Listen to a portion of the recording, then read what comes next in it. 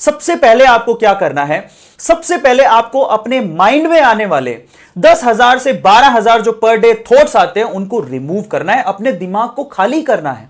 और उसके लिए मैं आपको एक एक्सरसाइज बताता हूं। देखिए हमारे साथ सबसे बड़ी प्रॉब्लम क्या होती है, जब हम पढ़ने बैठते हैं, बुक आपके सामने है, आप फिजिकली वहां प्रेजेंट हो लेकिन मेंटली प्रेजेंट ही नहीं हो। बहुत सारे थॉट जो आपके दिमाग में घूमते रहते हैं, वो आपको अड़चन पैदा कर रहे हैं पढ़ने में।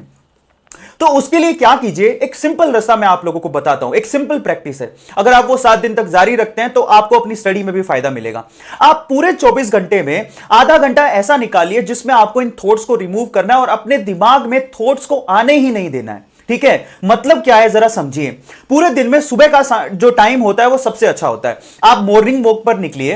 ज्यादातर क्या होता है, जो मॉर्निंग वॉक पे जाते हैं ना, उनका अपने रास्ते और रास्ते में आने वाली चीजों पे ध्यान ही नहीं होता है। हमारा ध्यान कहां होता है, घर पे क्या चीज रह गई, दोस्त की पार्टी में क्या हुआ था, लास्ट नाइट क्या हुआ था, कल मैं क्या कर रहा था, परसों क्या करूंगा, आगे आने वाले टाइम में क्या करूंगा, प्लानिंग, कल का प्लान, परसों का प्लान, ऐसे करके सारा समय निकल जाता है रास्ते में। और हमारा ध्यान ही नहीं जाता कि हम जिस रास्ते पे चल रहे हैं, आजू बाजू आमने सामने क्या आ रहा है, क्या है हमारे सामने, उसको विजुअलाइज ही नहीं कर पाते।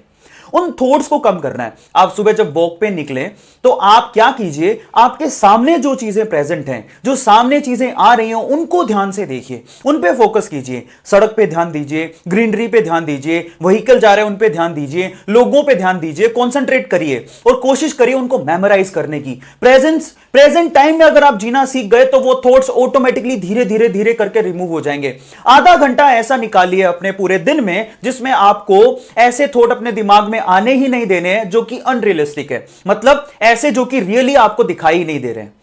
ये बहुत ज्यादा इंपॉर्टेंट स्टेप है जो आपको अपनी मेमोरी को शार्प करने के लिए जरूरी है। अब इसका फायदा क्या होगा, अगर आप प्रेजेंट टाइम में प्रेजेंट चीज को देखते हुए वहां पे कंसंट्रेट कर पा रहे हैं, तो जब आप स्टडी टेबल पे बैठेंगे, आपके सामने आपकी बुक होगी, तो आप अपने टॉपिक पे भी कंप्लीटली फोकस कर पाएंगे, एटलीस्ट हाफ एन आवर।